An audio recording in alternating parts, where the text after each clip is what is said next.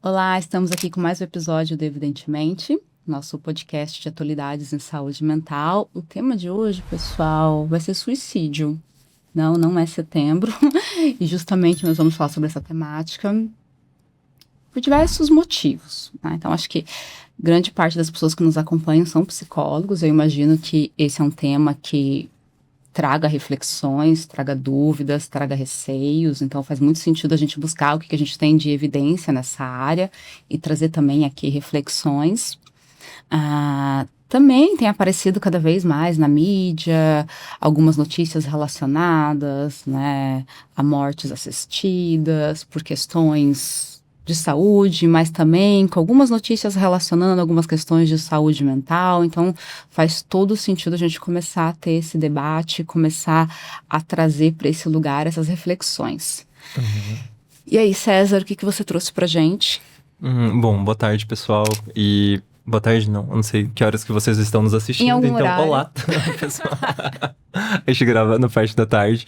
Mas, enfim, quando eu e a Fer começamos a pensar sobre esse assunto, tem um assunto que tem me chamado a atenção em função, inclusive, de algumas notícias recentes, né, que nós acompanhamos, de pessoas em contextos que não brasileiro, dada a nossa legislação, mas solicitando, sobretudo na Europa, morte assistida, né, ou suicídio assistido.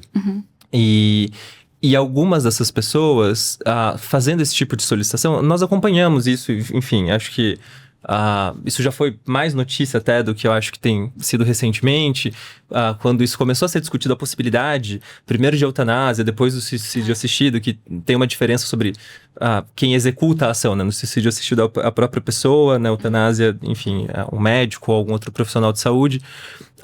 Enfim, isso gera uma série de debates éticos, bioéticos sobre autonomia, justiça, beneficência, maleficência, todos os princípios bioéticos tradicionais. E recentemente teve um caso específico que teve presente em vários veículos de imprensa, de uma moça que tinha solicitado e por motivos psiquiátricos, um sofrimento contínuo que tinha passado, enfim, por uma série de abusos. E quando você levanta essa questão da morte assistida por motivos psiquiátricos, é claro que muitas vezes doenças físicas são acompanhadas de questões psicológicas, psiquiátricas, enfim, que a gente poderiam ser classificadas como patológicas, transtornos de humor, de ansiedade e afins. Mas e quando é o caso de ser exclusivamente uma questão, aspas, psicológica ou psiquiátrica? Né? Claro que a gente pode, né, fazer uma... mesmo isso é questionável, a distinção entre o físico e o psíquico, né? Mas ainda assim, chama a atenção porque o mesmo sofrimento que justifica um pedido de morte assistida, será que não é um sofrimento que pode interferir na capacidade da pessoa de tomar essa decisão? Né? E daí a gente entra em todas as discussões sobre a questão da autonomia, né? Quanto que uma pessoa em sofrimento, intenso sofrimento, está realmente nas melhores condições para solicitar o encerramento da sua vida. E daí, discutindo todas essas questões, tem um artigo muito interessante que foi publicado em 2026, então saiu há meses, muito recente, num jornal chama International Journal of Social Psychiatry, né, de psiquiatria social. Então, justamente para discutir como que questões psiquiátricas impactam, enfim, problemas sociais que vivemos em diferentes contextos. Esse especificamente analisava o contexto europeu, sobretudo países como Bélgica, Holanda, países que já têm essa discussão um pouco mais consolidada. E daí discutia, né, primeiro começava fazendo um levantamento sobre o perfil desses pacientes que solicitam. Eles usam em inglês MAID, eu acho que é um acrônimo para Medical Assisted, enfim, morte assistida por médicos, né, algo assim. E um dos aspectos, eu acho que chama atenção disso, é que o perfil das pessoas que recebem, que solicitam a morte assistida, não é particularmente diferente daquelas que têm de pacientes suicidas clássicos, por assim dizer, né? De pessoas que têm ideação suicida e que têm transtorno de humor, ou seja, o perfil dos pacientes que acabam por solicitar a morte assistida não é tão diferente do perfil de um paciente cronicamente deprimido, enfim, numa depressão severa, que você pode encontrar no seu consultório. Né? Então, Nossa, como tomar essa decisão? né? E daí o artigo vai começar a discutir isso. E daí, uma polêmica grande que o artigo levanta é que existem alguns dados. Na Holanda foi feito o levantamento que eles usam entre 2012 e 2018, se eu não estou enganado. Nesse período de tempo, foram 1.100 e poucas solicitações de morte assistida por motivos psiquiátricos, e, se eu não me engano, 200...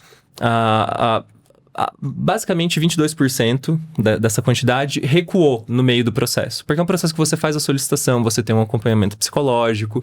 Então, só o fato de ter esse efeito, de você se sentir no controle de pelo menos algum aspecto da sua vida, faz com que você repense encerrá-la. Né? Então, isso parece um efeito muito paradoxal da questão, mas essa taxa de recuo da solicitação da morte assistida, né, e depois tomar a decisão, recuar na decisão de encerrar a própria vida, por que isso acontece? Né, e comportamentalmente falando, eu acho que um dos modelos experimentais que a gente usa para entender a depressão é o desamparo aprendido, né, que é um modelo...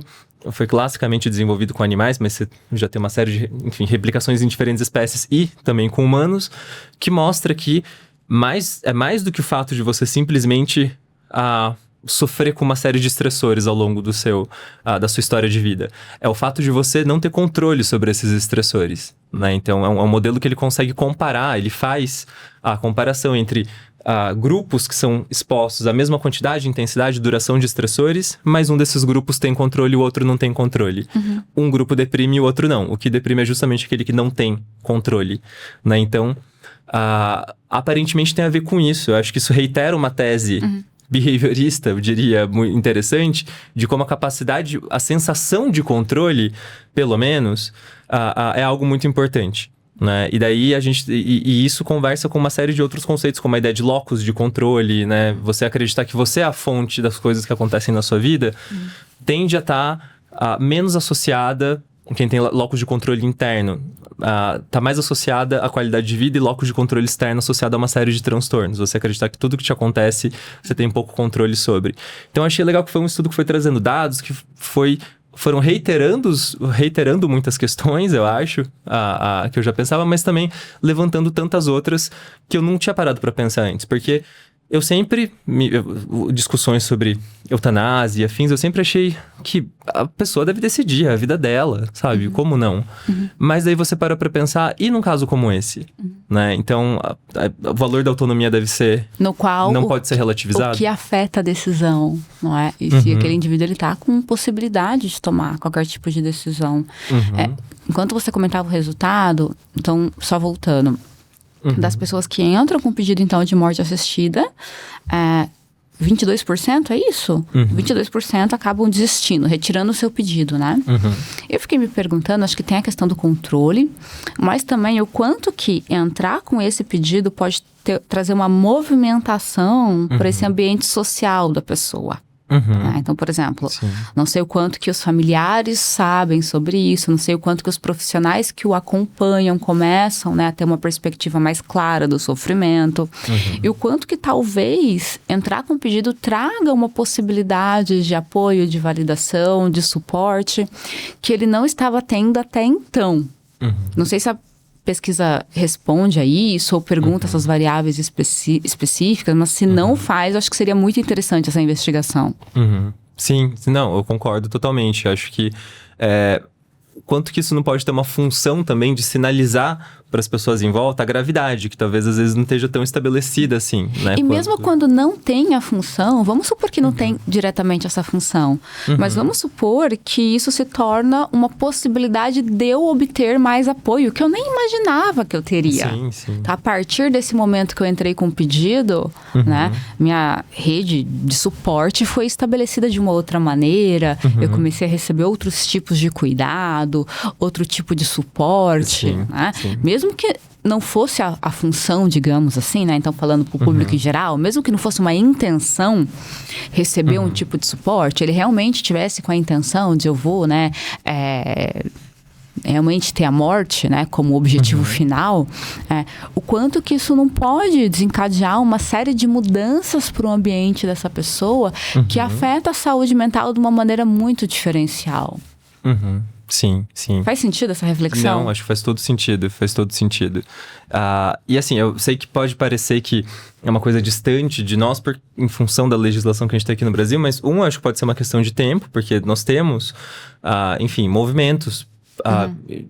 Eu acho que é o Decido, algo assim, .org, que já tem organizações que lutam por isso, né? Por pessoas que querem, enfim, ter o direito de decidir. Eu gostaria de ter o direito de decidir sobre a minha própria vida, né? Nessas circunstâncias, mas acho que nós, como profissionais de saúde mental, temos esse problema com o que nos haver, né? Então, em quais circunstâncias a autonomia da pessoa pode ou não pode começar a ser relativizada. E acho que tem uma segunda questão, que daí talvez é de interesse mais até de uma discussão mais social do que clínica, conforme isso avançar, também, e se um dia, não é o caso, né, hoje aparentemente, mas num cenário hipotético, né, a morte assistida for uma alternativa barata a um cuidado psiquiátrico efetivo, né? Então, digamos que fosse mais barato, por assim dizer, para governos, por exemplo, para uma sociedade, permitir morte assistida mais do que fornecer um cuidado psiquiátrico efetivo, integral, que a pessoa tivesse o acompanhamento que precisa. E relembrando, pessoal, que mudanças estruturais sociais afetam diretamente a saúde mental. Então, quando a gente fala sobre, né, intervenções que afetam diretamente o desejo de viver, né, nós não estamos falando simplesmente de ter um psicólogo, ter acesso a uma consulta no psiquiatra. A gente está falando até uma vida digna, possibilidade de moradia, de alimentação, de transporte. Exato. E eu digo isso porque eu acho que à primeira vista pode simplesmente parecer uma posição muito progressista de defesa da autonomia das pessoas. Elas devem decidir, portanto, quase como se, por exemplo, uma posição contrária à possibilidade do suicídio assistido ou mesmo da eutanásia tivesse motivações religiosas, conservadoras, porque a vida acima de tudo. E não é só isso. Você pode ter uma posição contrária em função disso, de estar num contexto em que a morte assistida se tornou mais barato, então o governo pode simplesmente lavar as mãos, né? Então, ainda seria uma posição progressista defender essa possibilidade, né? Eu tenho dúvidas, né? Então, eu acho que teremos muitas questões, eventualmente, quando essa se tornar uma questão mais presente para nós, brasileiros, no nosso contexto. Nossa, adorei a sua reflexão e... Eu também, eu nem sei se eu tenho grandes dúvidas, eu acho que eu tenho algumas certezas. Acho que se você não garante, né, uma possibilidade de uma vida digna de modo integral, é muito difícil, né? A gente fala que a pessoa realmente está realizando uma escolha. Exato. Né? Então... Para nós, analistas do comportamento, eu acho que essa é uma questão que pega muito também. Autonomia, escolha, né? Enfim, mas acho que é isso, assim. Depois vou deixar Tem muitas outras coisas, obviamente, interessantes nesse artigo, mas acho que esses são os pontos que mais me chamaram a atenção, assim. E que bom saber que tem um artigo tão recente tratando dessa temática, né? Eu me lembro quando surgiu a notícia, né? Acho que, pessoal, quando a gente tá falando, né, sobre a questão da morte assistida por questões psiquiátricas, acho que deve ter ficado claro para todo mundo, né? Teve uma moça que passou por abusos, né? E ela teve um diagnóstico muito específico. Ela também teve questões físicas, mas ela começou...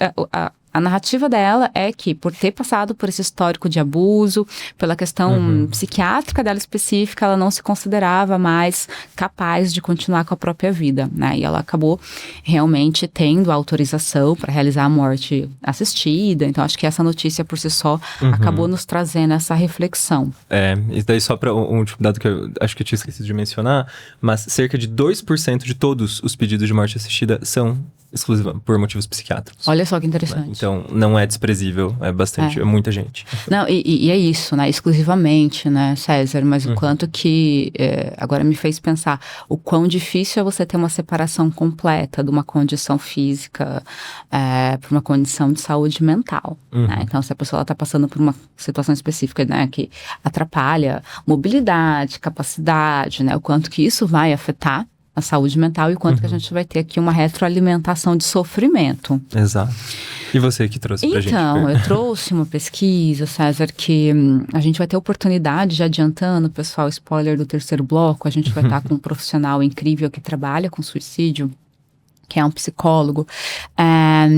Então, eu trouxe uma pesquisa muito baseada nas minhas conversas com vários psicólogos, colegas que trabalham também com questões de suicídio ou que atuam com casos agravados, e atuando com casos agravados, né, sempre é possível que você tenha, né, algum paciente que acabe falecendo por essa razão.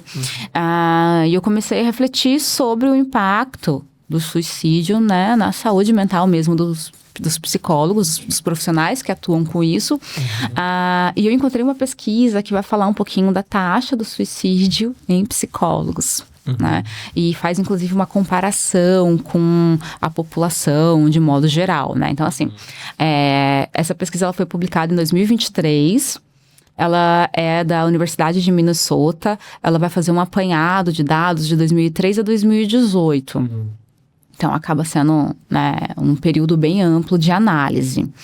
Então, ela vai fazer essa análise dos psicólogos que acabam se matando, né? E vai trazer uma discussão, inclusive, né, um pouquinho sobre fatores, um pouquinho sobre taxas, né? E um pouquinho sobre o perfil desses profissionais. Tá?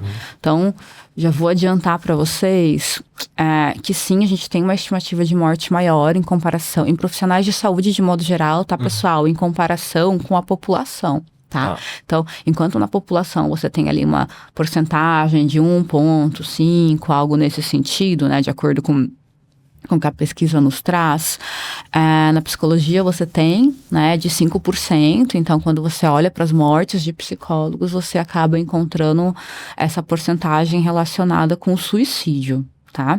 Não vou falar sobre métodos, porque não acho que é relevante aqui, mas a pesquisa fala sobre métodos, tá? A maioria, pessoal, aqui 64% são homens. Achei muito interessante esse dado. Então, uma faixa, né, de idade aqui de 56 anos. Achei muito interessante. Então, uma prevalência maior em homens acima de 50 anos. Eu acho que isso dialoga bastante com o episódio que a gente falou um pouquinho, né, sobre essa questão da saúde mental do homem, o quanto que tem esse lugar de reconhecimento do sofrimento, né? Então, fiquei pensando muito sobre isso, tá? Em relação à prévia da saúde mental desse profissional de psicologia. Então, a gente tem uma porcentagem aqui muito grande de depressão. Então, a maioria ali, 43%, já passavam, né, por uma questão de depressão, já tinham episódios de depressão, 12% aqui de ansiedade, né? Mas acima de 55% tinha já algum sofrimento clínico diagnosticado. Então, acho que é extremamente importante. 43% estavam em tratamento. A pesquisa ela não vai detalhar o quanto que esse tratamento ele é apropriado, o quanto que ele se baseia mesmo do que nós temos evidência, mas coloca como se tivessem em tratamento. E cerca de 19% já tiveram tentativas prévias, né? E é bem interessante porque eu trouxe que os homens têm mais taxas de suicídio, mas ao mesmo tempo, mulheres apresentam mais histórico de ideação, né? Então, olha que diferente, né?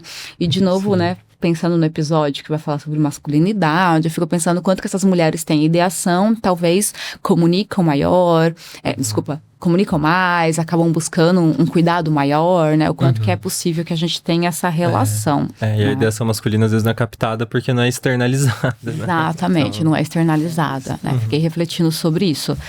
Tem alguns fatores que são associados, né? E eu quero perguntar para o profissional que vai estar aqui com a gente no terceiro bloco sobre fatores de proteção, mas a pesquisa ela acaba trazendo os fatores que estão associados, ou seja, que aumentam a probabilidade desse desfecho. Então, a gente tem uma sobrecarga profissional, isolamento profissional, contato frequente com o sofrimento humano, né? Então, acho que na área da psicologia, grande parte, né, da nossa rotina de trabalho é lidar diretamente com o sofrimento, né? E ainda mais quando você lida com casos mais intensificados, né? Esse sofrimento também vem de uma maneira mais intensificada, esse impacto no profissional acaba sendo maior. Dificuldade de buscar ajuda, então acho que isso pode se relacionar com essa questão dos homens, né, terem uma taxa maior. Estigma, e uma preocupação com quem falar. Olha que interessante, né? Então, a gente tem psicólogos que acabam tendo um estigma muito grande em relação ao suicídio e que também não tem uma possibilidade ou um saber aonde recorrer ou como buscar qual tipo de apoio. Sim. Gente, isso me fez refletir o quanto que na nossa formação, inclusive, a gente tem uma dificuldade de conhecer o tema e saber quais são os caminhos de atuação, né? E também de possibilidades de vocês ter uma proteção na sua saúde mental atuando diretamente com o tema. Nossa, então assim, já me trouxe uma reflexão de lacuna de formação. Faz sentido para você? Não, faz todo sentido. E acho que não por acaso, quando você tem modelos teóricos desenvolvidos para lidar com pacientes que já têm tendência a se autolesionar ou mesmo ter ideação, tentativa de suicídio, prevêem mecanismos de mitigação para isso, né? Então, você dá uma formação em DBT, uma das justificativas para os grupos de consultoria não é simplesmente como se fosse um grupo de intervisão, é porque é previsto que esse profissional vai ter momentos em que vai tender a desistir do caso, né? E já é um paciente que tem problemas específicos de abandono, mas também vai ter estressores muito específicos e que vão... Vai entrar em sofrimento, né? Então, a depender, né, da dificuldade com que você lida com o sofrimento do outro, isso pode ser um fator de vulnerabilidade maior para você mesmo enquanto terapeuta, né? Então, é possível que essa díade, né, acabe trazendo uma dificuldade de saúde mental muito grande para toda a equipe de profissional que estão atuando diretamente. Exato, e uma coisa que isso me faz até pensar de o quanto que, sobretudo profissionais em início de carreira, o quanto que é importante estar no processo de supervisão e tudo mais, para ele se dar conta de quais atribuições ele consegue pegar, de quantas atribuições ele consegue pegar, de como ele organiza elas ao longo da semana, sequencialmente dentro do mesmo dia. Se atender pacientes, às vezes você vai deixar todos os pacientes com esse mesmo perfil pro último dia da semana, nos últimos horários. Será que é a melhor estratégia que você tem, você como clínico particular? Porque eu acho que essa é uma decisão importante, assim, de se tomar, e que às vezes um recém-formado não tem a clareza do quanto isso pode impactar, né? Não só para a saúde, para a qualidade das intervenções dele e para o bem do paciente, mas dele próprio, né? Para a sustentabilidade dele como profissional e saúde mental dele como profissional também. Perfeito. Bom, acho que agora a gente pode ir para o nosso terceiro bloco, porque a gente vai ter um profissional que atua diretamente com a temática, inclusive pode nos ajudar a pensar fatores de proteção, possibilidades, caminhos de formação. Perfeito, vamos lá. Bom, pessoal, agora a gente vai então para o nosso terceiro bloco. A gente tem como convidado o Thiago Zorteia, que atua diretamente com o tema do episódio. Então, ele é um pesquisador de muito destaque na área, muitas pesquisas, está atuando na Inglaterra. Eu vou pedir para ele se apresentar para a gente. Thiago, obrigada pela presença, por disponibilizar um tempo para compartilhar seu conhecimento com a gente. Sei que tua vida é corrida e que a sua atuação acaba, né, trazendo aí uma agenda bem cheia. Imagina, Fernanda, César, muito obrigado pelo convite. Sou honrado pela oportunidade de estar aqui com vocês. Esse texto aqui, eu não conheço. Meu nome é Thiago Zorteia, eu sou psicólogo aqui. Eu sou formado pelo Cambridge, onde eu queria estar também na Federal do Espírito Santo. Uma coisa eu fiz no meu primeiro doutorado na Universidade de Glasgow, na Escócia. Pós-doutorado lá. E depois o segundo doutorado aqui na Universidade de Oxford, na Inglaterra. E nos últimos 2 anos e meio, tenho trabalhado como psicólogo clínico principal aqui no departamento de emergência no Hospital John Radcliffe Hospital, em Oxford, onde eu trabalho especificamente com pacientes que vêm com algum tipo de ou autolesão, tentativa de suicídio, ou alguma crise de suicídio. Certo. Estamos com a pessoa certa, então. Exato. E Thiago, para começar, acho que uma das coisas que a gente estava, antes de entrar contigo, a gente estava conversando sobre algumas pesquisas a respeito, e considerando que parte da nossa audiência, estudantes de psicologia, profissionais, enfim, e acho que esse é um assunto que dificilmente algum profissional de psicologia clínica, enfim, o suicídio não vai se deparar com em diferentes momentos. Então, acho que para começar com uma pergunta que eu acho que afeta muitas pessoas da nossa classe profissional, quando na terapia a gente sabe que questões existenciais sobre sentido da vida, sobre quanto vale a pena viver, elas estão se encaminhando para algo mais próximo do que tecnicamente a gente chama de ideação suicida. E para esse momento específico da terapia, acho que daí você vai poder nos atualizar sobre isso, mas acho que já tem um bom corpo de evidência sobre o que não fazer, inclusive sobre coisas que durante um bom tempo acreditou-se que era interessante fazer, como contrato de não suicídio, coisas do gênero. Considerando essas evidências mais recentes, o que você diria, primeiro, como identificar esse momento, né, de quando essas preocupações, né, começam a apontar já para um sentido de ideação, e que tipo de intervenção é mais adequada, considerando o que você sabe hoje, baseado em evidências? Acho que essa é uma pergunta realmente bastante importante. Principalmente para quem ainda não trabalha com o tema de uma maneira um pouco mais frequente. Eu acho que o primeiro ponto mesmo é tentar entender qual é a função do comportamento verbal. Qual é a função de trazer esse tema, de falar sobre esse tema, né?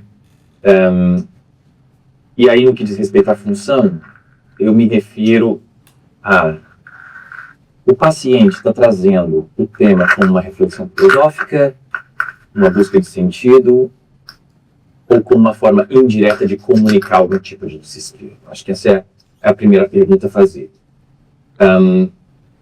E aí, no que diz respeito a que tipo de comunicação que tem sido feita, um outro aspecto também ainda dentro do âmbito do comportamento verbal é tentar entender o que a conversa sobre esse tema produz. O que ela gera. Então, ela gera alívio. Ela gera algum tipo de sensação de controle da situação, por exemplo. Ou ela produz algum tipo de aproximação do terapeuta, que talvez o paciente não tenha,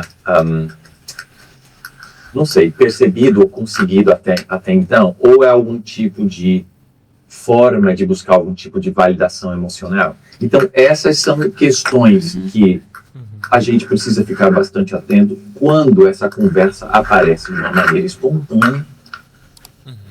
Ou então, se a gente, no processo de avaliação, o que eu acho que é mais recomendado, é que a gente não espere que essa conversa apareça de uma maneira espontânea na terapia, não.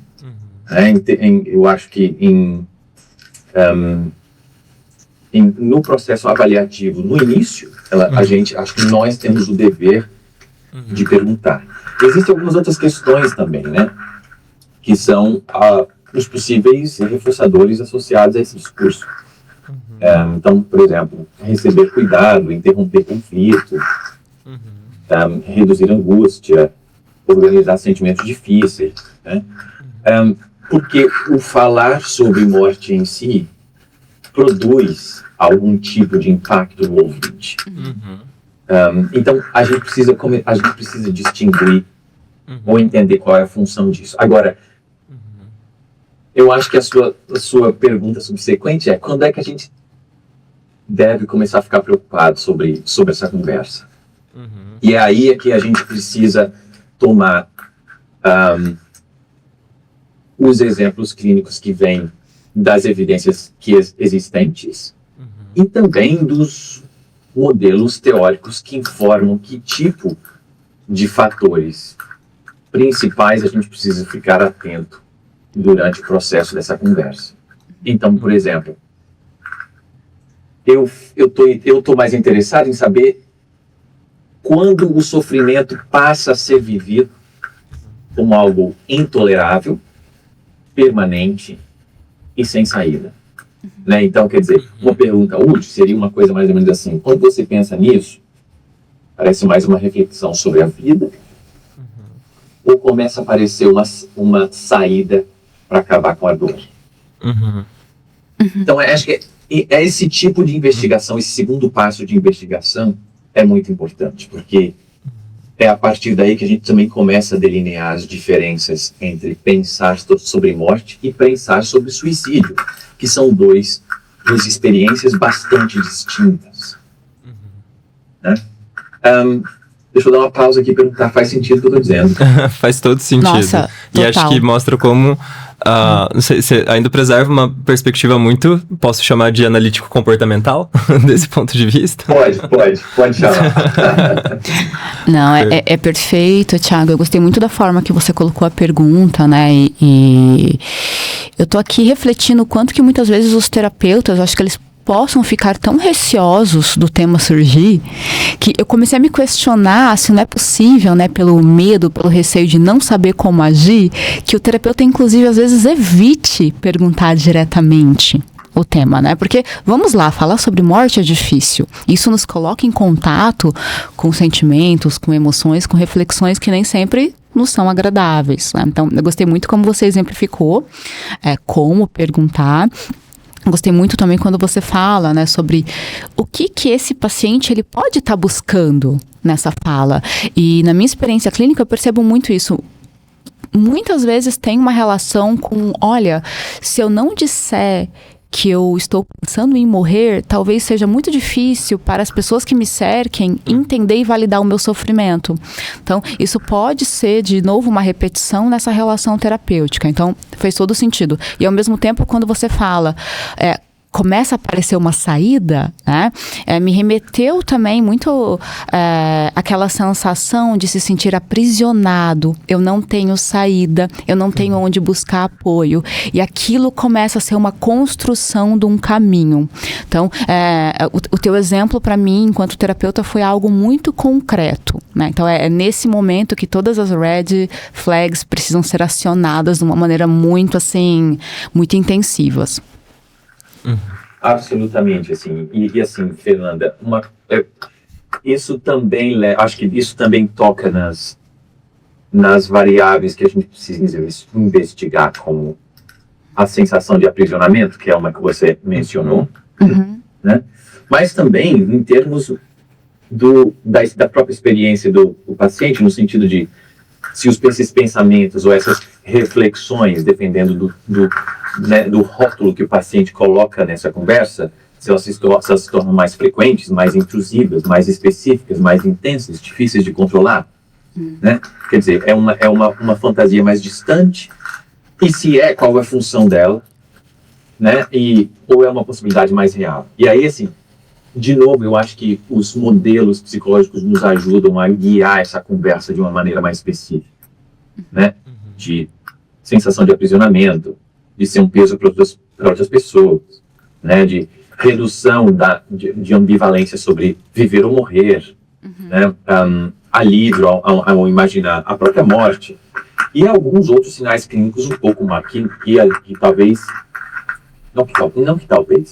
que levantam um pouco mais de preocupação. Então, por exemplo, se a pessoa começou a pensar sobre métodos de como se matar, se ela começou a pesquisar sobre esses métodos, né? Se ela começou a fazer despedidas diretas ou indiretas, organizar a própria vida antes de se matar. Então, por exemplo, organização de documentos, objetos, dar coisas de presente. Então, existe uma série de comportamentos dentro desse espectro que a gente precisa investigar, né? Então, eu acho que o clínico precisa ter um conhecimento sobre que fatores são esses, mas não apenas, né? Eu acho que é também saber como levar essa conversa de uma maneira natural, e se existe medo de trazer, como você mencionou, Fernanda, para a investigação clínica, então a gente precisa usar os meios de governança clínica, como supervisão, por exemplo. Então, se eu tenho medo de dizer, de investigar isso com o meu paciente, eu preciso trazer isso para a minha supervisão clínica, porque eu tenho esse medo e o que isso diz respeito às minhas questões, que podem ser um entrave no próprio processo terapêutico e comprometer a própria segurança do paciente. Perfeito. Tá.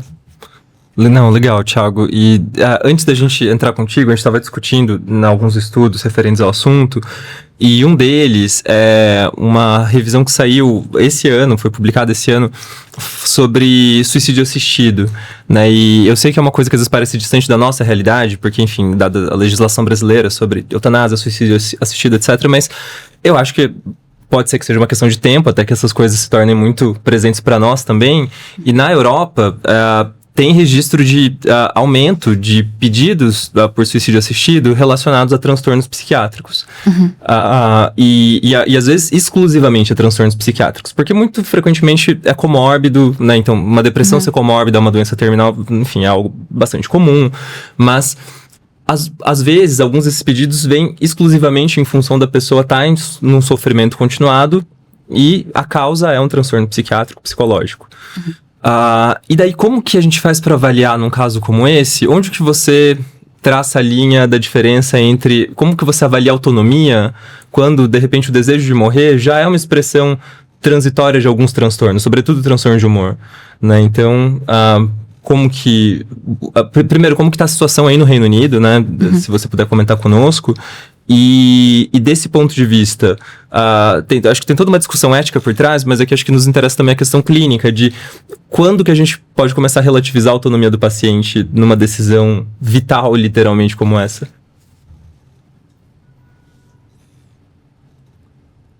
Certo. Olha, eu acho que essa é uma pergunta super difícil. E eu não sei se... Eu não tenho uma resposta, já vou dizer, né? A gente conversa sobre essas questões aqui na universidade, mas também no nosso próprio departamento. Mas é algo super difícil por uma série de questões bastante complexas. No que diz respeito à situação do Reino Unido, a discussão ainda está no parlamento, e é uma discussão sobre morte assistida restringida a doenças físicas. Então, a conversa dos transtornos psicológicos e psiquiátricos ainda nem chegou dentro do âmbito britânico.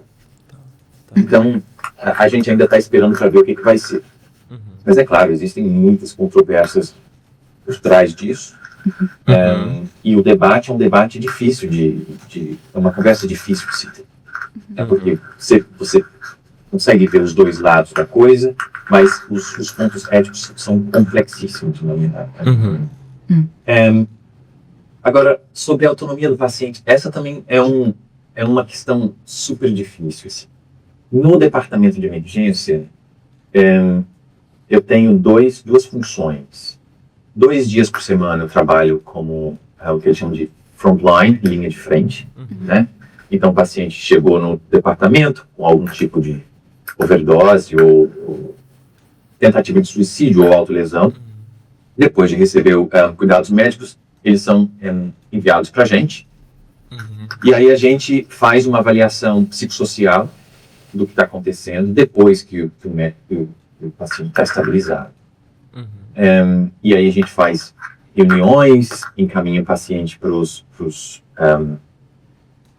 serviços que são competentes dependendo do nível de complexidade e necessidade do paciente. Agora é o seguinte, existem alguns casos em que o paciente chega e ele não contém aquilo que a gente chama de capacidade. Capacidade no âmbito da saúde britânica é um termo técnico legal. E é a ideia de que o paciente tem a capacidade de prestar atenção no que você está dizendo para ele, entender a informação, reter a informação, utilizar a informação para tomar algum tipo de decisão, ou seja, analisar com base naquela informação e tomar a decisão em si. Então, a gente precisa avaliar esses 5 critérios para determinar se uma pessoa possui capacidade ou não. Na maioria das vezes, os pacientes que não possuem algum tipo de capacidade mental, são aqueles que estão em algum tipo de episódio psicótico ou maníaco. no contexto de psicose e transtornos bipolares, né? Ou também em algum tipo de transtorno pós-natal. Não sei se é o transtorno pós-natal. Tá. Acho que sim. Isso. E aí é o seguinte, quando a gente estabelece que o paciente não possui capacidade, nós temos a autorização legal. Existe uma lei chamada Mental Capacity Act, para quem quiser buscar aí no Google. E aí a gente simplesmente diz, esse paciente não possui capacidade e ele precisa ficar sob os cuidados desta lei. O que isso significa? O paciente, então, perde a liberdade de autonomia. Tá. E aí nós temos a oportunidade legal de conferir tratamento ao paciente a despeito de sua autonomia para o seu próprio bem. Quando isso diz respeito a comportamentos suicidas, a coisa fica super complexa. Super complexa. Porque para se determinar capacidade de um paciente que não está psicótico ou não tem algum tipo de experiência maníaca, por exemplo, e simplesmente decidiu que quer se matar. Quer dizer, você faz toda a análise da capacidade de autonomia, de decisão, e a grande maioria esmagadora das vezes o paciente possui capacidade. Sim. Então, assim, em diversas situações, às vezes o paciente diz, eu vou sair daqui e vou me matar. E claro, a gente faz tudo para convencer para que isso não aconteça. E às vezes, por exemplo, a gente pode oferecer internação voluntária, o paciente fica no hospital por alguns dias, não neste hospital, no hospital psiquiátrico e tal. Quer dizer, existem uma série de possibilidades. Sim. Mas no final das contas, se o paciente possui capacidade e ele não aceitar nenhuma das sugestões ou recomendações, ele tem a liberdade de tirar a própria vida. Sim. E essa é uma coisa super difícil de ser determinada. Desculpa, estou dando uma resposta. Não, tá ótimo. Perfeito. E vai muito ao encontro do que eu queria te perguntar, menino, porque a hora que você falou isso, essa frase, né? Então, se ele quiser, ele vai ser liberado, porque ele demonstra ali uma capacidade, né? E muitas vezes eu me coloquei no lugar do profissional que está acompanhando, sabendo que tem um risco altíssimo de alguém que ele acabou de atender, né? Realmente se matar. E acho que isso conversa muito. A sensação que eu tive ao te escutar foi uma sensação, eu confesso, de desespero. E conversa muito com a pesquisa que eu trouxe no começo aqui do episódio, falando sobre o suicídio em profissionais de saúde mental. Né? E quando você foi descrevendo o seu dia a dia, eu confesso que eu fui pensando, nossa, como deve ser estressante, né? Como deve ser estressante pro Thiago vivenciar isso no seu dia a dia, né? Então, aquela sensação de né, é claro que aqui na vida clínica, né, cada palavra, cada ação, cada habilidade importa, mas eu imagino que numa situação assim, né, de linha de frente, isso tem uma intensidade, um peso muito maior. Então eu queria te perguntar, Thiago, agora pensando inclusive na sua experiência, na sua vivência, né, e no que é recomendado pelas evidências, né, o que seria um fortalecedor, digamos assim, para a saúde mental desse profissional que está atuando nessa linha de frente, ou numa clínica recebendo casos agravados, no qual a probabilidade do suicídio também acaba sendo alta? Nossa, essa é uma pergunta super relevante, assim, e muito importante.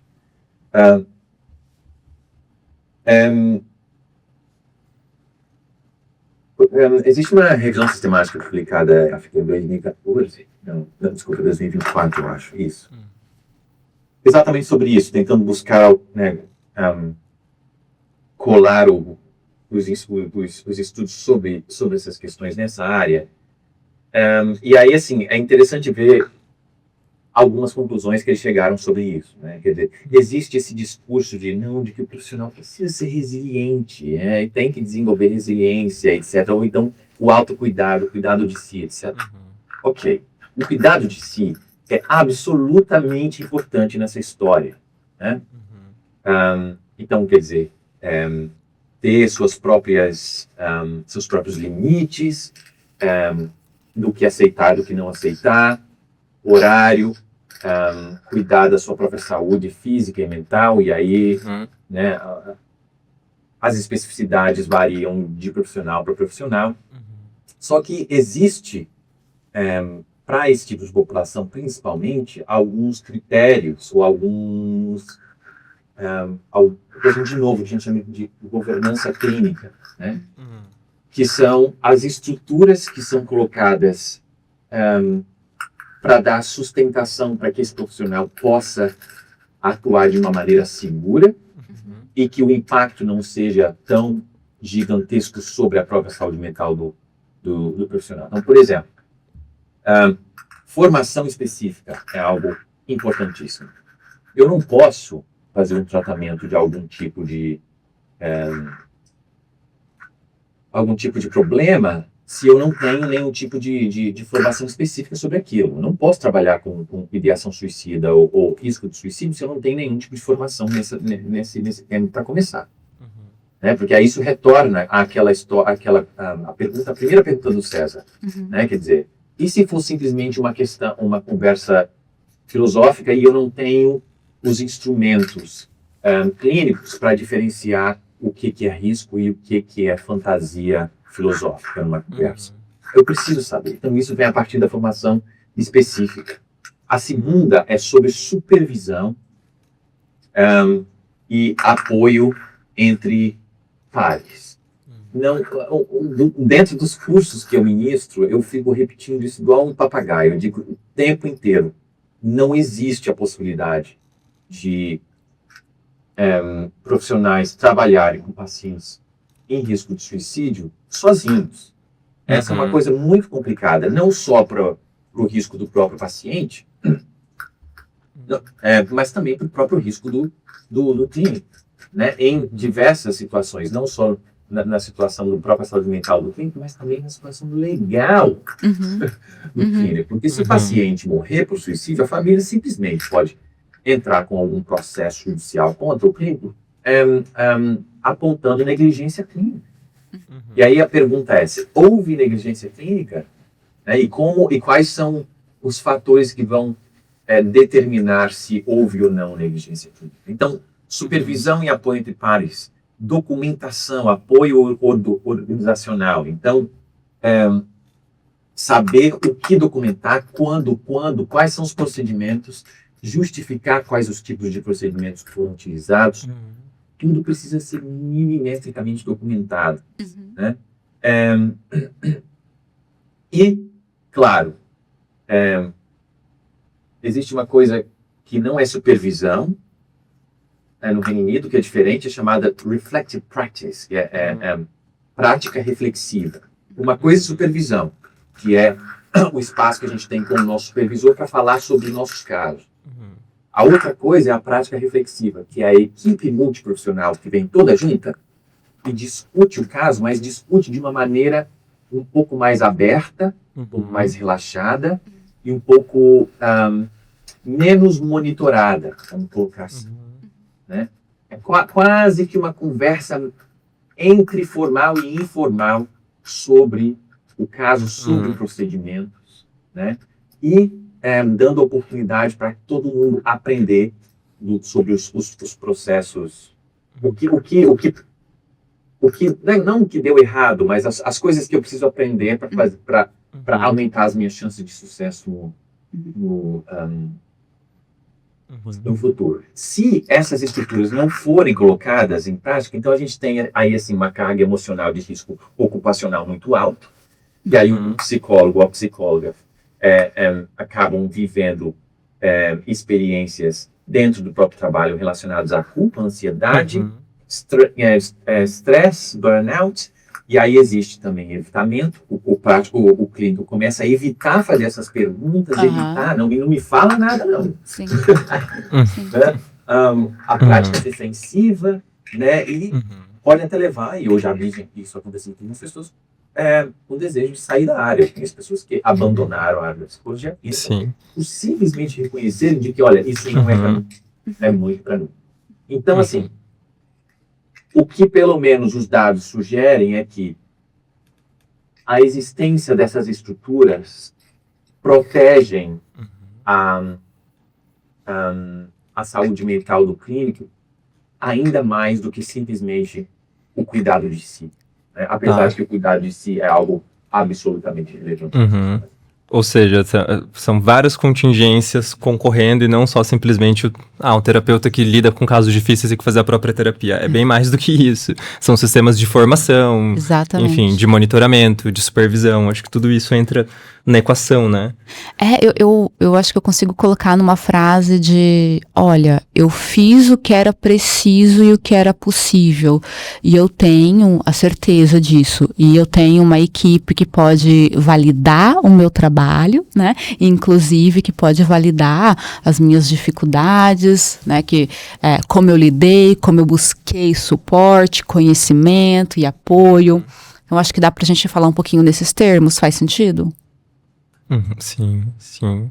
E só complementando, acho que isso que a Fer tá falando, espero que não desvie muito, mas uma coisa que eu fiquei pensando, Thiago, quando você falou lá no início sobre a questão de recuperar, se não pode ter uma questão de senso de controle, quando a gente tá falando sobre suicídio assistido, acho que mesmo se não for suicídio assistido, pelo menos isso na minha vida, essa é uma decisão que eu posso tomar, né? Isso é algo do qual eu tenho controle, porque um dos modelos, como analistas do comportamento que a gente usa para entender a questão, enfim, da depressão em geral, e acho que dá para extrapolar isso para quadros que envolvem ideação suicida e suicídio a estrito senso, é desamparo aprendido, né? A pessoa é mais do que estar sujeito a muito estresse, é estar sujeito a muito estresse e não poder fazer nada, né? Uma incontrolabilidade associada. E daí tem uma coisa no estudo que eu acho que conversa bastante com relação a isso, que é algumas taxas, parte do estudo usou dados da Holanda, entre 2012 e 2018, foram 1.100 e poucos pedidos, né, para morte assistida na Holanda. E desses, cerca de 22% recuaram antes do final do processo. Né? E daí o estudo discute o quanto que talvez só o fato de estar sendo ouvido e ter a sensação de que pode, né, de que a decisão é sua, já não pode ter algum efeito terapêutico por aí. E daí a relação com que a gente estava falando antes é, do ponto de vista do próprio terapeuta, ele lidar com algo que ele vê que está se encaminhando e algo que ele não tem controle total, né, sobre aquilo, no final você próprio descreveu, também é um pouco desamparador, não sei como dizer isso, deixa ele num estado de helplessness.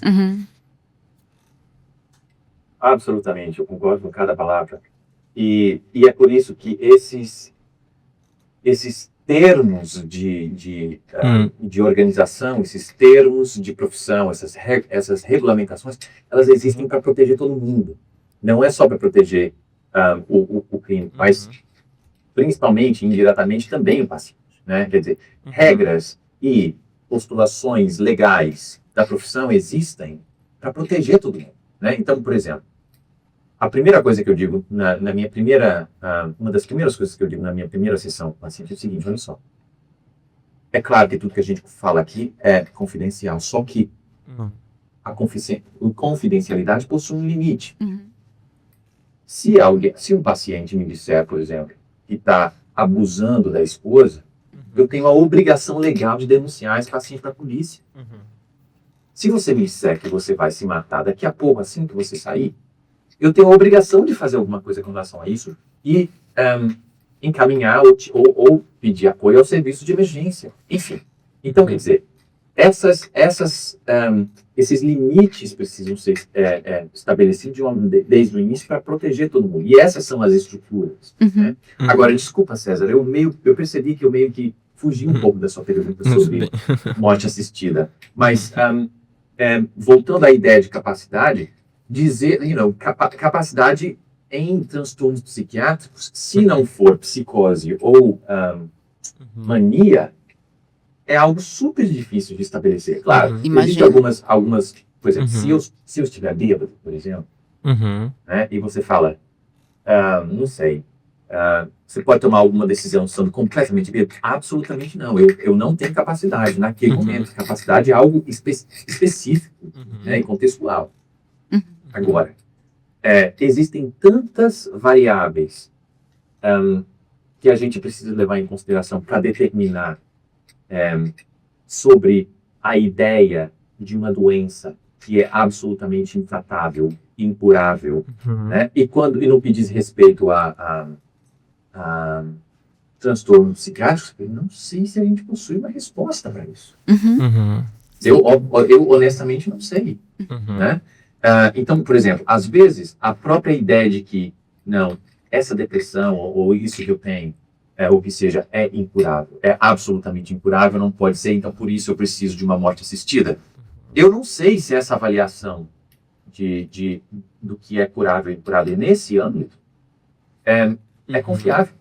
Porque no campo da saúde mental, a gente ainda tem tanta coisa para avançar. Não existe algo tão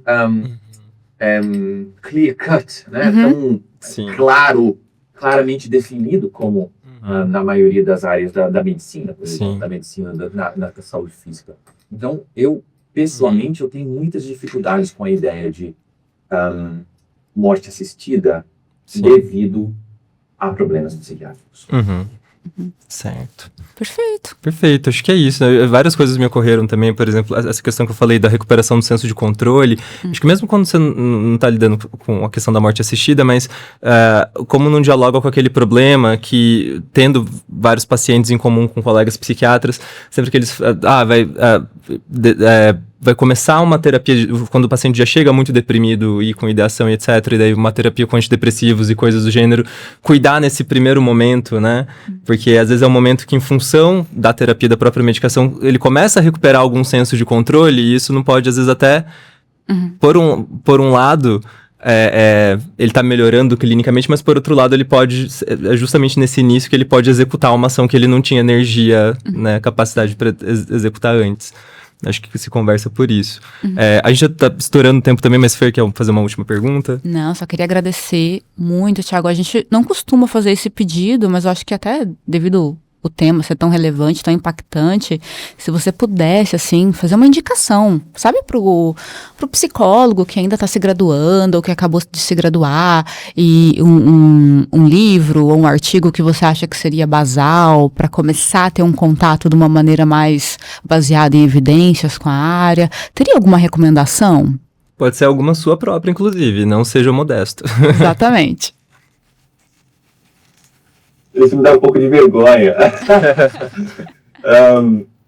Então, em 2000, como é que foi isso? 2020, acho que foi 2020. A gente escreveu 2 papers, exatamente para pessoas que estão interessadas em começar a estudar e entender esse problema. Elas são 2 publicações que têm um viés clínico. É um viés um pouco mais de intervenção breve do que fazer aqui e agora, né, que foi um paper publicado na British Medical Bulletin, eu acho. E o outro foi um paper publicado em um dos eu acho que foi a 2ª edição do Handbook de Psicologia Clínica. Posso tem os PDFs, vou deixar disponível, mando para vocês separem, colocam um link. Ai, que bacana. Mas é a ideia de começar a entender como são essas 2 coisas. Esse capítulo tem uma visão um pouco mais psicológica, de formulação, entendimento de uma maneira geral, e o outro tem um viés um pouco mais de intervenção no aqui e agora. Perfeito. Novamente, queria muito te agradecer pelo seu tempo, sua disponibilidade, sua gentileza em compartilhar conhecimento com a gente.